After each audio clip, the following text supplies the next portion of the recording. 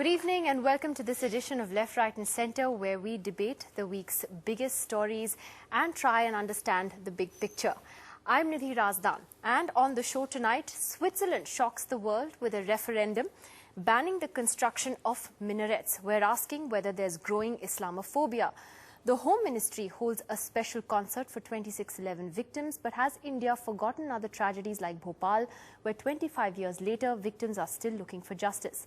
And Virendra Sehwag may have missed his triple ton, but his amazing knock begs us to ask, is he getting his due? Joining me tonight from the Congress, senior leader Mr. Manishankar Iyer, actor Farooq Sheikh, the columnist with the Pioneer Sandhya Jain, and writer and columnist Praful Bidwai. Let's begin immediately with our big focus tonight. Now, last Sunday, over 57% of Swiss voters approved a ban on the construction of Muslim minarets. This vote, many say, is yet another sign of the rise of racist far-right European parties whose agenda is focused on anti-Islam and anti-immigration issues. The referendum was sponsored by the country's far-right Swiss People's Party. Many believe there is a growing trend of Islamophobia in Europe. Already, other right-wing parties in the Netherlands and Italy are calling for a similar referendum. The Dutch Freedom Party, which won the second largest number of Dutch seats in the European Parliament in this year's elections, is leading that call currently in Holland. The first question tonight really is there a growing Islamophobia? And let me ask Farooq Sheikh first. How do you look at this decision? There obviously is. I mean, nobody can deny that. And it's a kind of paranoia is a catching disease. And it spreads very fast. Unfortunately, the aggravation of it inflicts upon both the persecutor and the victim. So it is something that has been caused by some justification on the part of both sides. There is a definite amount of fear on the side of the non-Muslim that this is a group of people who, wherever they assemble, they create some kind of a commotion, they have some kind of a problem, they want to assert an identity with aggression. That is one side of the case.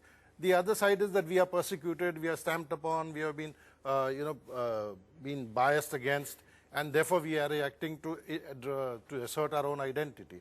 But I think there should be enough time and space for sensible elements on both sides to sit down and tackle it, and to understand that it didn't come about overnight, and the solutions will not come in a day or two either. You have to give it that much space and that much good sense.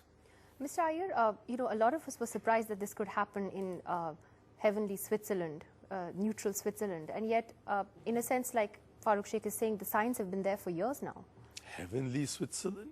Neutral Switzerland? They made all their money by providing banking facilities to the mafia, to cocaine smugglers.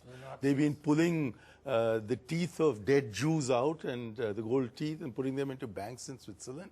No, I'm afraid I'm not in the least surprised that this should have happened. The European definition of nationalism has been always a very exclusivist one, a very, very narrow definition, as against our definition of nationalism, which is a very broad and inclusive one. Now, in these terms, of course, they're being challenged as never before by the fact that without these large numbers of Muslim workers, their economies wouldn't function. And at the same time, when these people come in, and it's not just the Muslims, take the Sikhs with their turbans, or take other communities which have moved into the United Kingdom, for example, like the West Indians and so forth. There is a difficulty civilizationally for them. Tuba.com,